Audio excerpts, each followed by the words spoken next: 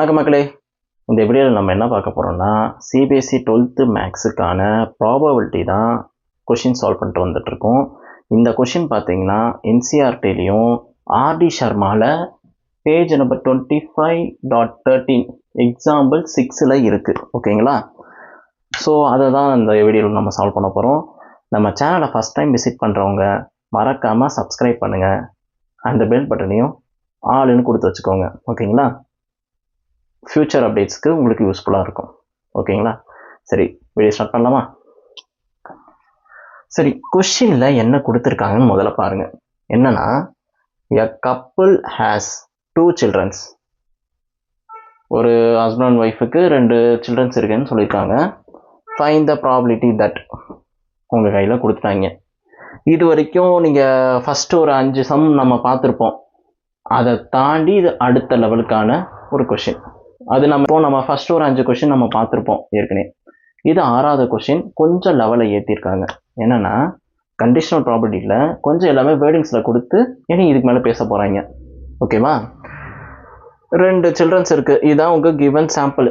அப்போ இந்த first sampling ஸ்பேஸில் உங்களுக்கு 2 சில்ட்ரன்ஸ் இருக்கான்னு உங்களுக்கு தெரிஞ்சிட்டோம். அப்போ முதல்ல சாம்பிள் ஸ்பேஸை எழுதிடுவோம். எதெல்லாம் வாய்ப்பு இருக்குது, எப்பெல்லாம் வாய்ப்பு இருக்குது. 2 சில்ட்ரன்ஸ்னால் முதல்ல நீங்கள் என்ன பண்ணுவீங்க? ஒன்று பாய் 1 பாய் 2.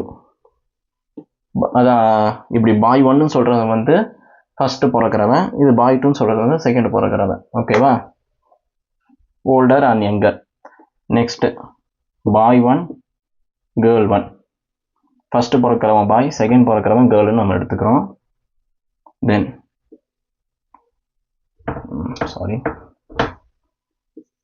Girl 1 boy 1. ஃபஸ்ட்டு பிறக்கிறவன் கேர்ள், செகண்ட் பிறக்கிறவங்க பாய்.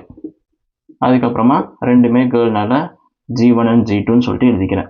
ஓகேங்களா? இப்போ நம்மளோட சாம்பிளிங் ஸ்பேஸ் டோட்டலாக இவன் தான் தெரிஞ்சுக்கிட்டோம். இதுக்கப்புறமா என்ன பண்ணலாம்? ஃபைண்ட் த ப்ராபபிலிட்டின்னு கொடுத்துருக்காங்க. அந்த ப்ராபபிலிட்டியிலேருந்து தான் நம்ம யார் இந்த ஈவெண்ட்டு, எத்தனை ஈவெண்ட் வரும் அப்படின்னு சொல்லிட்டு நம்ம பார்க்கணும். ஓகேவா? ஃபஸ்ட்டு கொஷினில் both the children are boys if it is known that older children is boy. என்னப்பா அது, இங்கே ஈவெண்ட் எதுனே தெரியலையே நமக்கு அப்படின்னு பார்த்தீங்கன்னா, இங்கே ஃபஸ்ட்டு இருக்கான் பார்த்தீங்களா, both the children are boysன்ட்டு. இது ஈவெண்ட் ஏவா நம்ம வச்சுக்கலாம். ஓகேவா? அப்போ ஏ ஈவெண்ட்டை பொறுத்த வரைக்கும் both the children are boysனா 2 பேருமே பாய்ஸ் தான் சொல்லியிருக்காங்க. அப்போ இவன் மட்டும்தானே வர வாய்ப்பு இருக்குது. ஸோ உங்கள் ஈவெண்ட்டு ஏல B1 அண்ட் B2 அப்படின்னு சொல்லிட்டு எழுதிக்கிறேன். வேறு யாருமே இல்லை. இப்போ செகண்ட் ஈவெண்ட் நம்ம தான் எழுதணும். என்ன கொடுத்துருக்கான்? If it is known that older children is பாய்.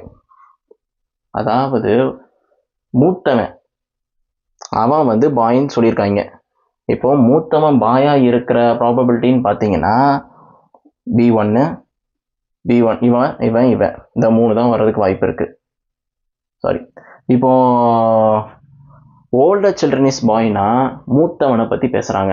அவன் பாயாக இருக்கிறதுக்கானது ப்ராபபிலிட்டின்னு பார்த்தீங்கன்னா இவன் வர வாய்ப்பு இருக்குது, இவன் வர வாய்ப்பு இருக்குது. வேறு இவன் 2 வர வாய்ப்பு இருக்கா? இல்லை.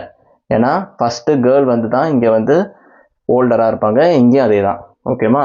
ஸோ இவன் 2 வருவான். B1 B2 B1 G1. ஓகேவா?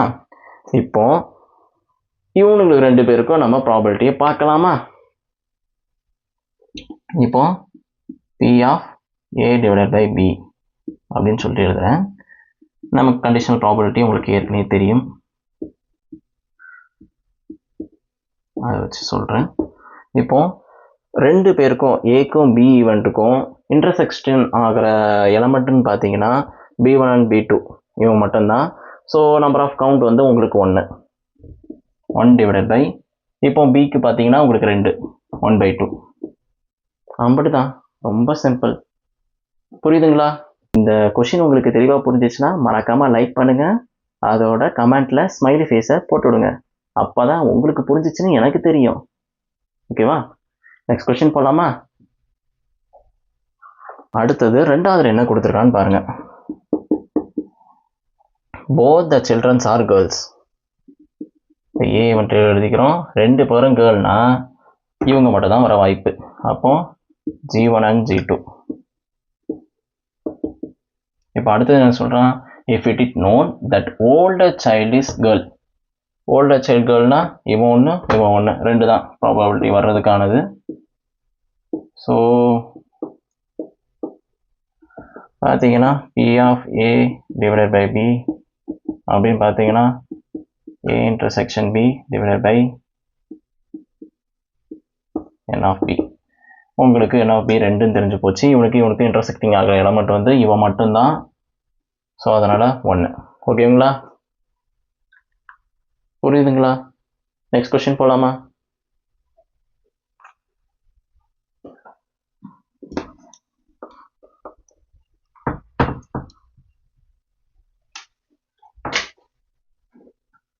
அடுத்தது 3வது என்ன கேட்டிருக்கான்னு பாருங்க.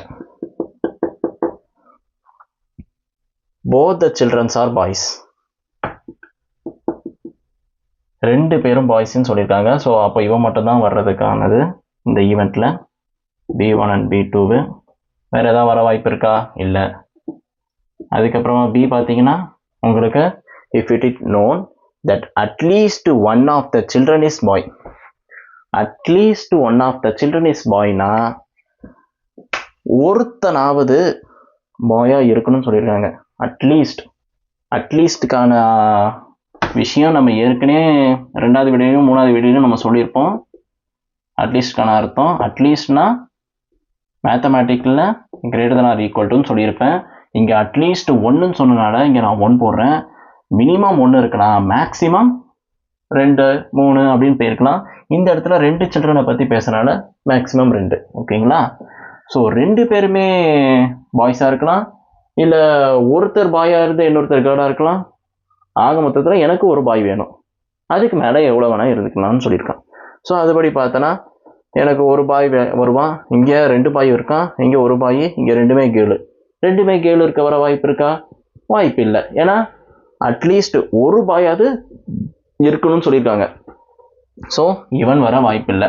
டோட்டலாக பார்த்தீங்கன்னா இந்த 3 எழுதுவீங்க, B1 and B2, B1 G1, அதுக்கப்புறமா G1 B1. ஓகேங்களா?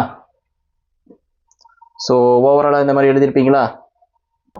டோட்டலாக பார்த்தீங்கன்னா உங்களுக்கு இந்த ஈவெண்ட் வர்றதுக்கான வாய்ப்புகள் தான் நான் சொல்ல வரேன். இப்போ அடுத்து என்ன பண்ணுறேன்னா A intersection B, 2த்துக்கும் இன்டர்செக்டிங் ஆகிற எலமெண்ட் பார்த்தீங்கன்னா B1 and B2 தான். B1 and B2. ஓகேங்களா? இப்போ நம்பர் ஆஃப் கவுண்ட் பார்த்துருப்போம். இப்போ P of B by A, சரி, P of A by B அப்படின்னு பார்த்தீங்கன்னா உங்கள் கண்டிஷனல் ப்ராபபிலிட்டி எழுதுவீங்க. மேக்ஸிமம் இந்த உங்களுக்கு நல்லா தெளிவாக தெரியுது அப்படின்னு சொல்கிறது நீங்கள் இந்த ஃபார்முலா டு நோ அப்படின்னு சொல்லிட்டு எழுதுறது தான். ஸோ அதை வச்சு தான் உங்களுக்கு கண்டென்ட்டாக தெரியுது. ஸ்டார்டிங் பேப்பரை வச்சுட்டு ஒன்று ஒன்றா பார்த்துட்டு வர்றதுல டக்குன்னு போயிட்டே இருப்பாங்க. ஓகேங்களா? ஸோ பேசிட்டே மிஸ் பண்ணுற பார்த்தீங்கன்னா 1 2 3 3 ஓவராலாக பார்த்தீங்கன்னா 1/3. ஓகேங்களா? நான் உங்களுக்கு சொல்கிறது எல்லாம் தெரிஞ்ச மாதிரியே எழுதணும். எனக்கு இது தெரியும், கிவன், ஐ நோ அப்படின்னு சொல்லிட்டு எழுதி இந்த மாதிரி பர்ஃபெக்டாக கொடுத்து த ரிக்வைர்ட் ப்ராபபிலிட்டி இஸ் அப்படின்னு சொல்லிட்டு லாஸ்ட்டு கூட நீங்கள் எழுதலாம். இன்னும் 1/3 அப்படின்னு சொல்லிட்டு கூட எழுதலாம். ஓகேங்களா? சரி, இந்த வீடியோ உங்களுக்கு தெளிவாக புரிஞ்சிருக்கும்னு நினைக்கிறேன். ஸோ மக்களே, எண்ட் ஆஃப் த வீடியோ மறக்காமல் லைக் பண்ணுங்கள், ஷேர் பண்ணுங்கள், சப்ஸ்கிரைப் பண்ணுங்கள். உங்கள் ஃப்ரெண்ட்ஸுக்கு தேவைப்பட்டுச்சுன்னா மறக்காமல் ஷேர் பண்ணுங்கள். நீங்கள் முடிஞ்ச அளவுக்கு எந்த அளவுக்கு இன்ட்ரெஸ்ட் கொடுக்குறீங்களோ அந்த அளவுக்கு ப்ராபபிலிட்டியை ஃபுல்லாக முடிக்கும்னு நினைப்பேன். அது உங்களோட இன்ட்ரெஸ்ட்டை பொறுத்து இருக்குது.